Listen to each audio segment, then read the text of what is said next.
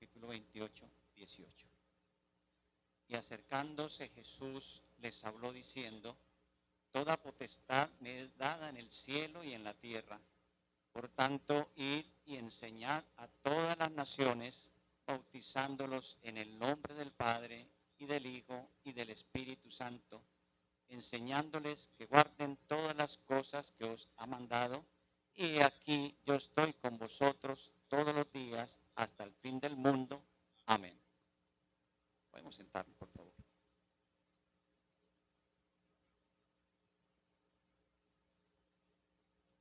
Les decía entonces que vamos a hacer un resumen del capítulo 20 y lo he titulado El Evangelio y el alcance de su gracia.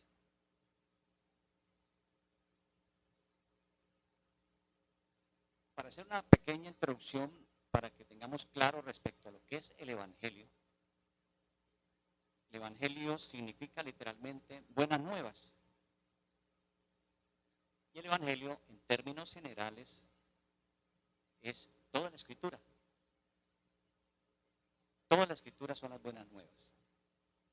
Pero en una forma más específica, el Evangelio es la buena noticia acerca de Cristo.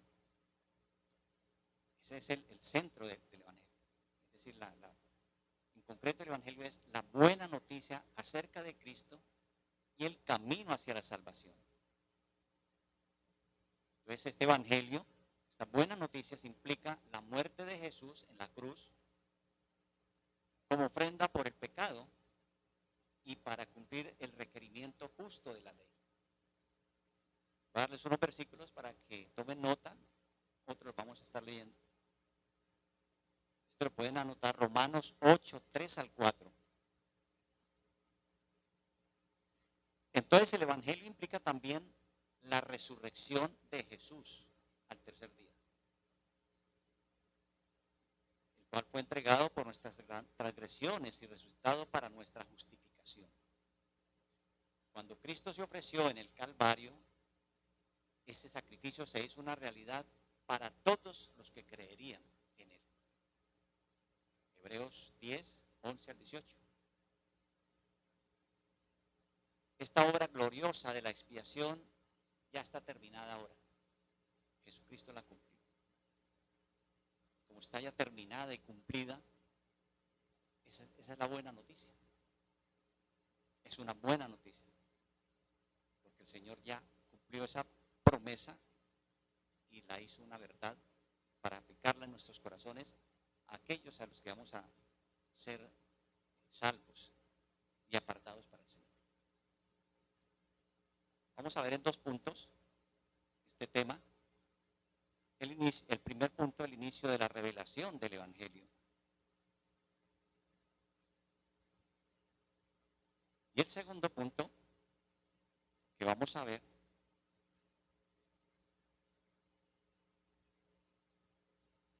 es: Dios es soberano en toda la revelación del Evangelio. Estos 2 puntos los que vamos a tratar para darle un resumen a lo que hemos estado aprendiendo en estas noches que el pastor nos ha estado explicando. Entonces, para introducir en el inicio de la revelación del Evangelio, tenemos que remitirnos a Génesis 3:15. ¿Cierto? Vamos a ubicarnos en Génesis 3:15 para que lo tengamos claro respecto a esta primera cita, que posiblemente todos la hemos leído, pero vale la pena que hoy la tengamos muy en cuenta porque es bien importante. Génesis 3:15 nos dice: y pondré enemistad entre ti y la mujer, y entre tu simiente y la simiente suya. Esta te herirá en la cabeza y tú la herirás en el calcañar. Aquí estamos viendo la primera promesa del Mesías. Por eso también es llamado el protoevangelio. Y aquí entonces en este versículo se enfoca claramente a Cristo y su obra que iba a cumplir y que quien iba a ser la verdadera simiente de la mujer que vendría a herir aplastando la cabeza de la serpiente. Ese versículo habla de eso. Cristo victorioso derrotando a la serpiente, al enemigo. Entonces este entendimiento de Génesis 3:15 que acabamos de leer se ve, digamos, como confirmado en que es el primer o la primera de una larga serie de profecías que vamos a ver en la palabra de nuestro Dios y que encontramos en la palabra de nuestro Dios.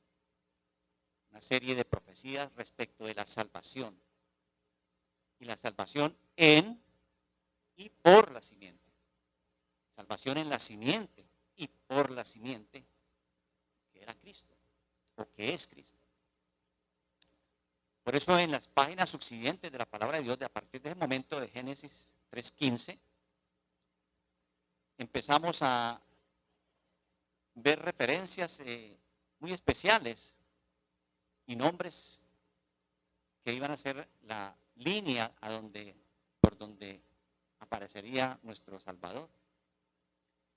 Y a quienes se les daba también la promesa de ese Salvador. Entonces vemos, por ejemplo, que dice la palabra de Dios que la simiente de Abraham, de Isaac, de Jacob, la simiente de Judá y la simiente de David. Además también en Efesios 2:12, el Nuevo Testamento se hace referencia al pacto de la promesa. Y vamos a Gálatas 4:4, que es una referencia bien especial respecto a esto. Gálatas 4:4.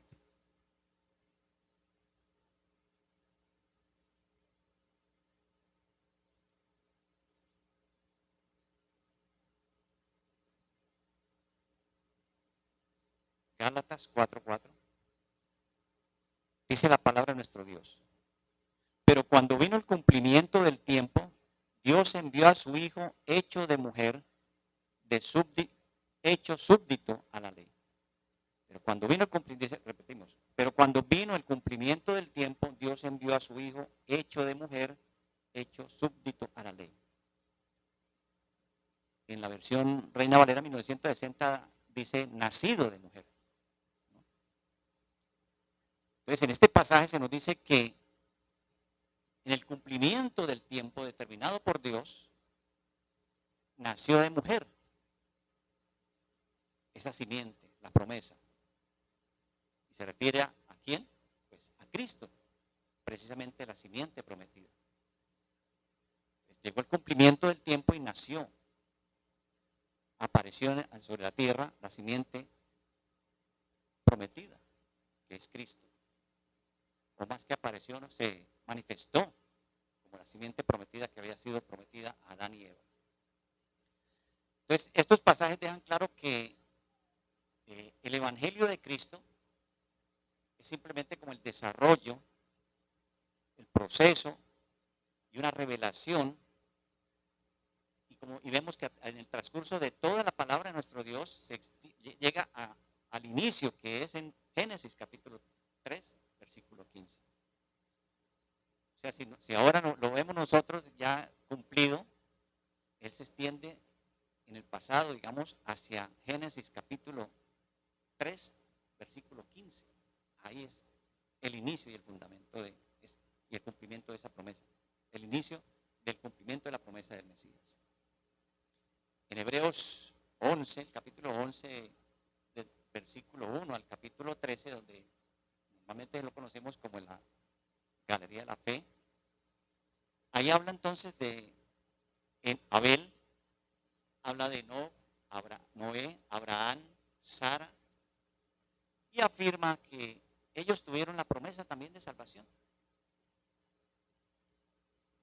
La creyeron, estos hombres, estas mujeres creyeron esa promesa.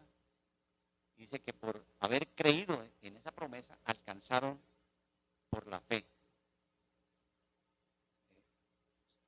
Dice que alcanzaron testimonio, alcanzaron aprobación de parte de Dios.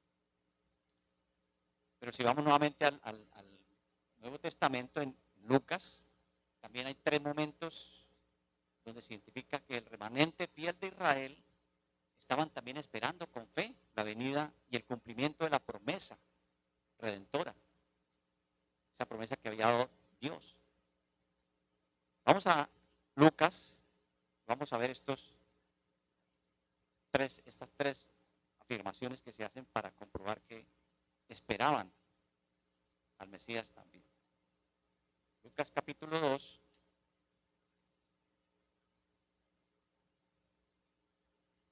El primero está en el versículo 25, 2:25.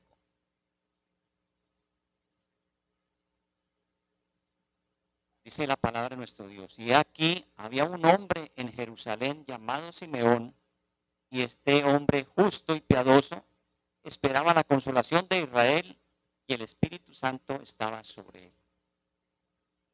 Vemos que estos hombres también estaban esperando, tenían fe en que hubiera la manifestación de ese Salvador. Tenían claro que tendría que venir un Salvador y ellos lo estaban esperando. En ese mismo capítulo, el versículo 38, dice, y esta, si le damos desde el 37 para entender bien, dice, y era viuda y hacía unos 84 años, la cual no se apartaba del templo sirviendo de noche y de día con ayunos y oraciones. Esta era Ana. Y esta viniendo en la misma hora daba gracias al Señor y hablaba de él a todos los que le esperaban la redención en Jerusalén. Este es otro, digamos, parte de ese remanente, o donde identificamos a otra persona que claramente estaba esperando la redención. Lo interesante de ese versículo es algo bien especial. Dice, y hablaba de él a todos los que esperaban la redención de Jerusalén. Entonces sería solamente ella y Simeón. Había muchos. Dice, hablaba a todos los que estaban esperando. O sea que eran muchos los que tenían fe y que vendría un redentor. Y el capítulo 23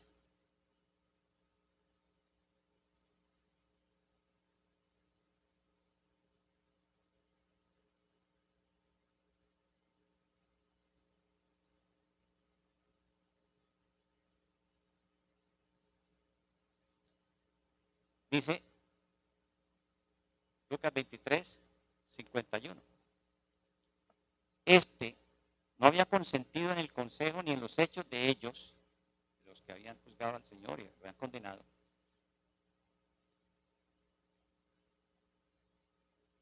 Este que era de Arimatea, ciudad de los judíos, el cual también esperaba el reino de Dios. Este José de Arimatea también manifestó ahí que estaba también esperando a un Salvador. Ese José de Arimatea también era de los muchos que también Ana había identificado como que estaban esperando la redención, la manifestación del Salvador. Entonces esta evidencia bíblica que acabamos de leer claramente mostramos que la salvación jamás, digamos, ha sido una mera cuestión de vivir simplemente porque sabemos que o sabían que había un Dios, que existía un Dios que había creado todas las cosas y que se manifestaba en toda la creación y que se podía servir a ese Dios de la creación, digamos, teniendo una vida moral correcta. Entonces ellos tenían claro que esa salvación no era solamente cuestión de eso, sino era esperar en una persona prometida y que cumpliría esa redención. Por el contrario, digamos,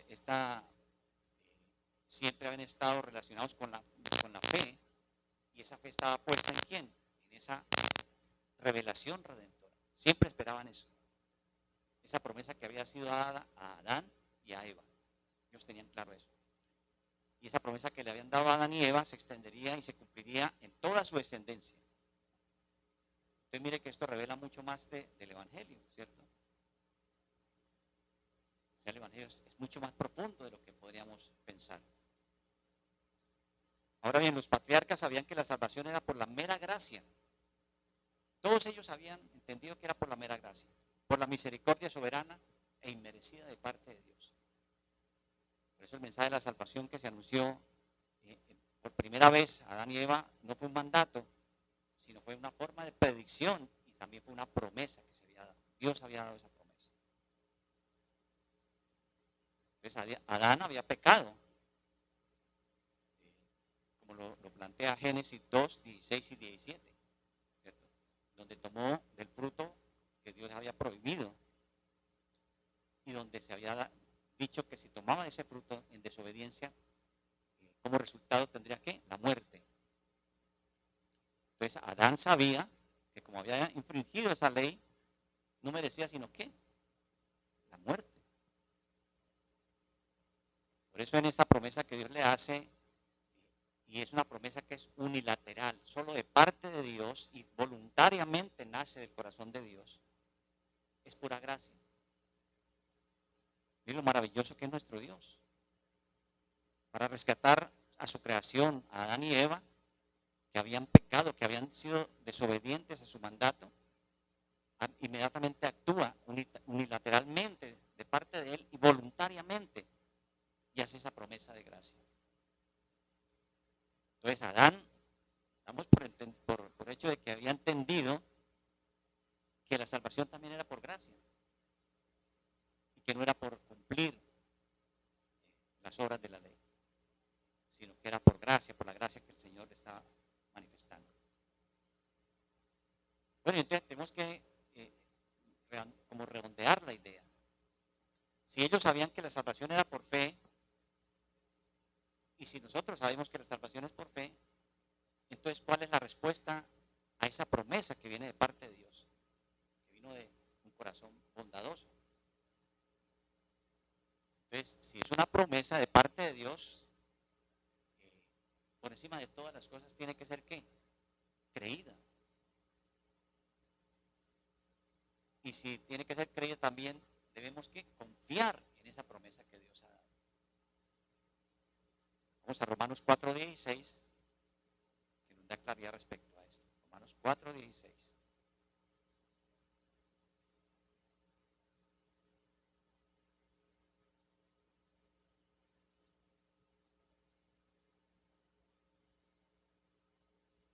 Romanos 4:16. Por eso es por la fe, para que sea por gracia, a fin de que la promesa sea firme para toda la descendencia, no solamente al que es de la ley, sino también al que es de la fe de Abraham, el cual es Padre de todos nosotros. Ahí está este aspecto de que si Dios da una promesa es para creerla y confiar en ella, tener fe en esa promesa que Dios ha dado. Entonces, por eso los antiguos patriarcas sabían que la salvación era mediante un redentor que habría de venir y que ese redentor triunfaría sobre Satanás y triunfaría sobre el pecado. Y esa victoria sería de parte de Dios y no de parte del hombre, ni de sus esfuerzos. De hecho, el hombre siempre ha mostrado debilidad ante la tentación, debilidad ante el pecado. Siempre ha estado sujeto al pecado. Por lo tanto, pues, no tiene la capacidad para hacer nada en absoluto. Por eso entonces la victoria prometida era solamente, se podría lograr esa victoria que a través de la simiente de la mujer, que es Cristo, la simiente prometida que es Cristo. Esta promesa de Génesis 3:15 que leímos es la simiente de la que surgieron también, miren, lo es interesante, los grandes temas de la reforma. Y enseña, eso hemos aprendido, y también enseñó a Adán y Eva, que esta salvación no y esta, según la promesa que es dada por Dios, era solamente por gracia. Esa salvación es solamente por gracia. Eso lo entendieron y lo han entendido todos los que el Señor ha llamado para que sean parte de su pueblo. Que era solamente por gracia, solamente por fe y solamente por Cristo.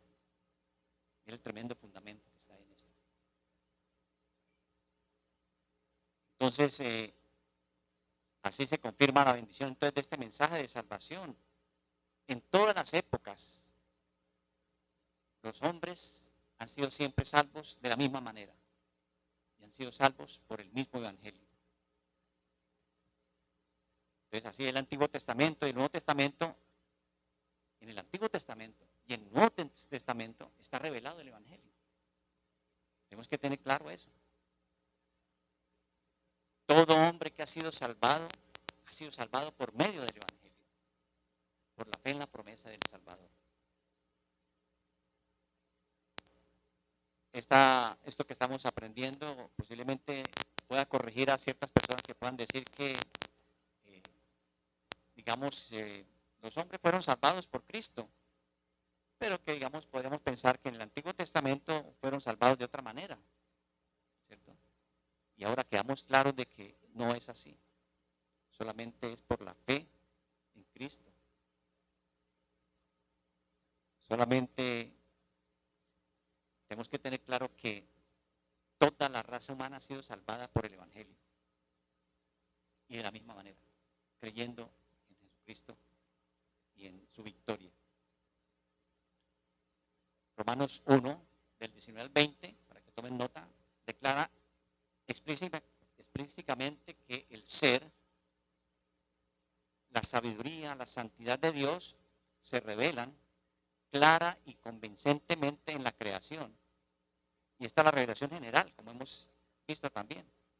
Y ahí explica que toda la naturaleza refleja a Dios, la bondad de Dios, la gracia de Dios. Pero toda esa creación que vemos, el amor, la misericordia y la gracia de Dios reflejado en toda su creación, esa no es la revelación del evangelio. Tenemos que tener claro eso. El hombre, ¿cómo podríamos entender esto entonces? El hombre antes de la caída tenía un conocimiento de Dios. Y la promesa de un redentor no es posible que se hubiera revelado antes del pecado. No podía ser revelado en un mundo que no había caído, no estaba en pecado. Porque de hecho Dios había dicho que toda su creación era ¿qué? Buena y buena en gran manera. Todo lo que había hecho era bueno y bueno en gran manera. Por lo tanto, no se había revelado, no se había manifestado el pecado y por lo tanto entonces Dios se había manifestado y Adán veía la creación hermosa, preciosa, que es la manifestación de Dios. Por lo tanto, esa revelación general que manifestaba Dios era diferente a la manifestación especial del evangelio, que se da a partir del momento de ¿qué? De la caída del hombre. Cayó el hombre, inmediatamente Dios, como vimos, por su gracia, por su bondad y de parte de él solamente, actuando amorosamente hacia su creación, manifiesta ¿qué? El evangelio, la promesa de un Salvador. Entonces el evangelio afirma claramente que solamente mediante el conocimiento de Cristo pueden ser salvos los hombres. Hechos 4:12. No hay otro nombre en la tierra que pueda ser diferente al del Señor, que puede ser que es para salvación. Solo es eso, es el único nombre. Jesucristo es el único nombre para salvación. Vamos a Romanos 10, capítulo 13. Romanos capítulo 10. Más adelante, Romanos capítulo 10, y vamos a leer desde el 13 hasta el 15. Romanos 10, 13 al 15. Dice, porque todo aquel que invoque el nombre del Señor será salvo. ¿Cómo pues invocarán a aquel en el cual no han creído? ¿Y cómo creerán y oirán sin saber quién les predique. ¿Y cómo predicarán si no fueren enviados? Como está escrito, cuán hermosos son los pies de los que anuncian el evangelio de la paz, de los que anuncian el evangelio de las cosas buenas. Entonces solamente a través de Cristo puede ser salvo el hombre. Entonces la salvación viene hacia el hombre a través de ¿qué? De la predicación del evangelio. Los hombres pueden perecer sin la revelación especial. Porque ahí en Romanos declara que los términos más enfáticos y universales posibles es que todos ¿qué? Todos pecaron. Toda la creación, todos los hombres estábamos condenados o están condenados por el pecado. Y se deduce que absolutamente los que vivieron antiguamente, los que han vivido ahora, los que vivirán, perecerán si no es Cristo el que les da vida eterna. Solamente la revelación especial es la que trae salvación y vida eterna. Si el hombre no escucha esta revelación especial de que Cristo es el que salva, se perecen, se van al infierno. Entonces en Romanos 3, 21 y 22 afirma que aparte de la ley, Dios ha suministrado justicia por gracia por medio de la fe en Jesucristo. Entonces esto inmediatamente implica que solo mediante la revelación especial se puede alcanzar la salvación. Solo a través del Evangelio el hombre alcanza salvación. No hay otra manera. Por eso vamos entonces al segundo punto, que Dios es soberano en esa revelación del Evangelio. Entonces miramos que la soberanía en este contexto que estamos hablando del Evangelio, en total independencia y libertad de Dios, es el que otorga la luz del Evangelio. Dios es soberano para otorgar el Evangelio a los hombres y a las naciones y a quien Él quiere. Tenemos que tener claro que Dios no revela el Evangelio porque alguien lo merezca, porque es buena persona, porque ha oído de Dios, porque posiblemente ha leído la Biblia. Dios no da la salvación por eso. Dios lo da a través del Evangelio. ¿Y lo da por qué? Por la gracia de Él.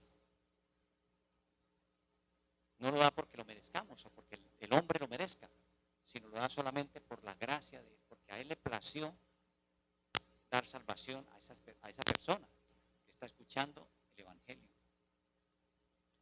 Por eso tiene que invitarnos a que nos motivemos en la evangelización. Hay muchos que necesitan hablar, oír del Evangelio. Y nosotros somos los instrumentos por los cuales Dios puede llevar ese Evangelio a las personas.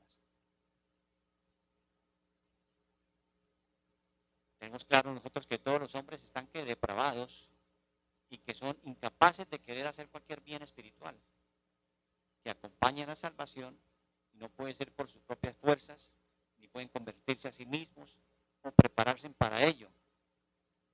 Eso es lo que dice en el capítulo 9 de nuestra confesión.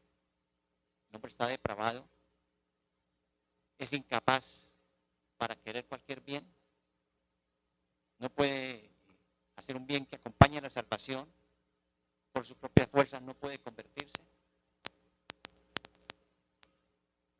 Solamente el Evangelio es el que convierte y transforma. Entonces sabemos que Dios es soberano en la salvación y que no le debe al hombre una oportunidad de ser salvo. Un hombre por más bueno, por más especial, por más amoroso, lo que sea, póngale cualquier calificativo bueno y bondadoso, no alcanza, no merece nada. No merece la oportunidad de ser salvo por nada que haga. Entonces, por eso es que estamos convencidos de que Dios envía el Evangelio a quien Él quiere. Y eso no es un favor que se lo deba a la persona porque sea buena persona, porque tenga merecimiento. No, es por la gracia de Dios. Entonces el Evangelio es el medio para llamar a los elegidos. Y por eso tenemos que tener claro que no podemos concebir que los hombres sean salvos a través de otro medio. Solamente el Evangelio es el que hace posible la salvación para el ser humano. El medio designado por Dios para traer la salvación es el Evangelio. Entonces el Evangelio no es un recurso que ha dado Dios, fortuito, o pequeño, o sencillo, que necesita ser complementado por, digamos, el esfuerzo del hombre, por el libre albedrío del hombre o por otros medios que quiera buscar el hombre para alcanzar la salvación. Solamente es el decreto de Dios que salva a un pueblo escogido. Ahora vamos a ver dos afirmaciones acerca de lo que es la suficiencia del Evangelio. El Evangelio como único medio externo para revelar a Cristo es completamente suficiente para que cumpla ese propósito.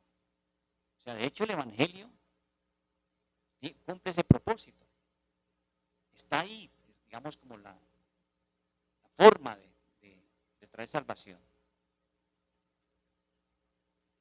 Pero en cuanto a su poder para convertir, para que esa persona sea convertida a Dios, es solamente por el poder del Espíritu Santo.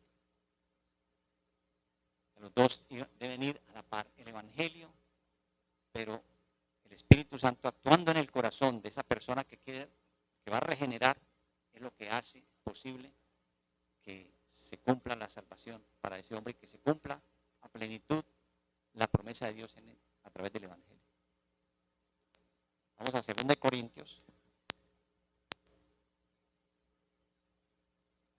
4, 2 Corintios 4.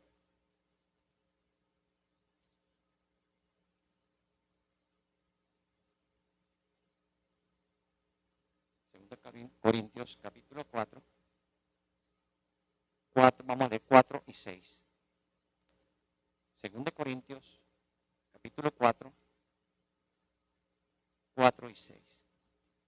Dice, entre los cuales el Dios de este siglo cegó el entendimiento de los incrédulos para que no le resplandezca la luz del Evangelio de la gloria de Cristo, quien es la imagen de Dios. El 6. Porque Dios que mandó que de las tinieblas resplandeciera la luz, Él es el que resplandeció en nuestros corazones para iluminación del conocimiento de la gloria de Dios en la paz de Jesucristo. Solo el Espíritu Santo es el que tiene el poder de regenerar y dar luz. Entonces el poder del Espíritu Santo es necesario. Y la obra del Evangelio y a través del Evangelio entonces el alma entenebrecida es iluminada por Dios, por el Espíritu Santo. Es iluminada ¿para qué? Para que vea su salvación. Es iluminada salvíficamente para que pueda ver lo que Dios ha hecho en su vida. Por eso entonces cuando evangelizamos y cuando compartimos el Evangelio a una persona que posiblemente vemos o la tenemos frente a nosotros para evangelizar, para compartirle el Evangelio, no va a ser suficiente nuestra capacidad, nuestro intelecto, nuestro conocimiento,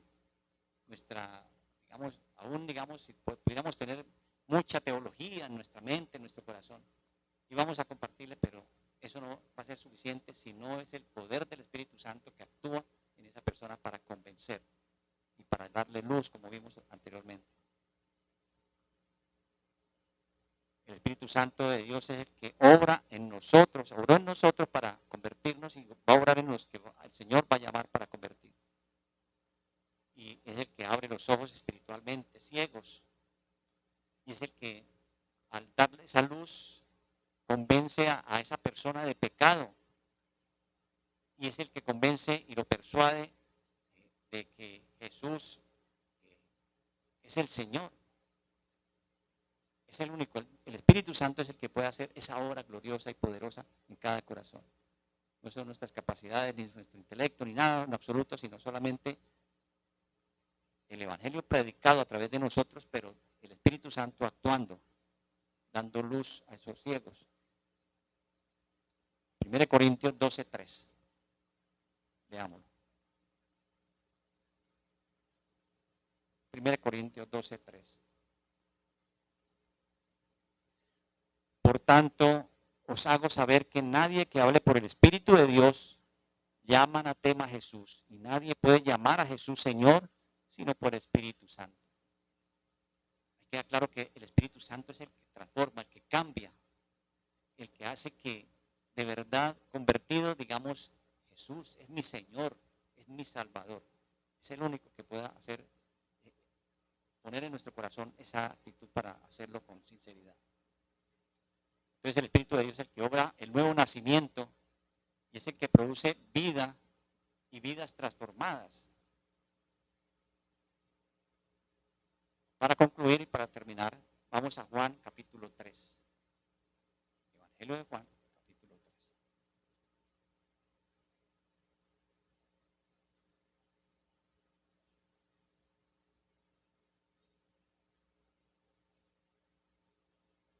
Juan 3, versículo 5 al 8. Vamos a leerlo.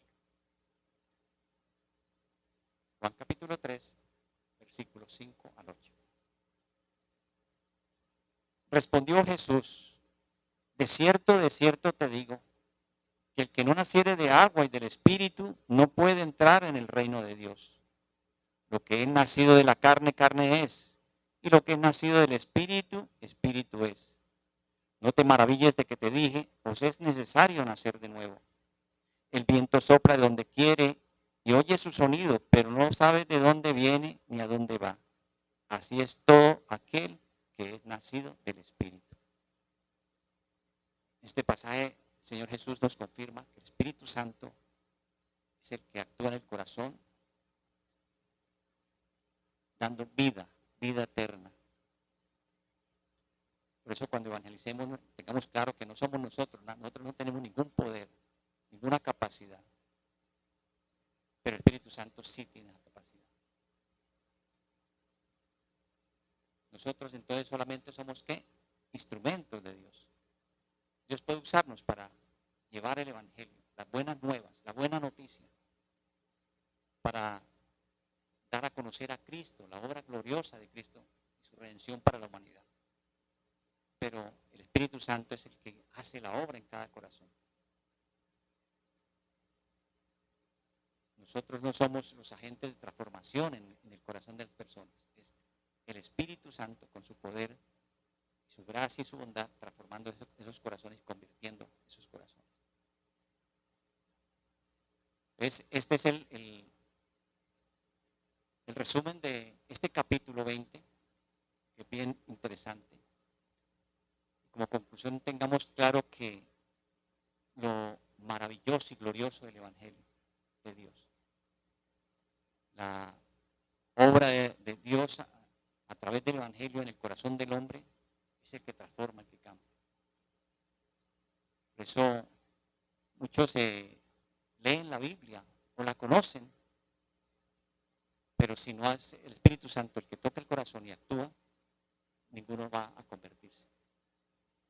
Entonces, démosle gracias a nuestro Dios que en el momento que nos llamó, el Espíritu Santo actuó en nuestra vida.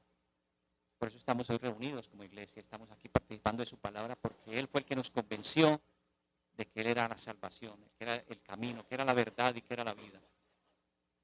Y por lo tanto, debemos darle la gloria y la honra a nuestro Dios por su bondad, por su misericordia, por su gracia a nosotros. Oremos.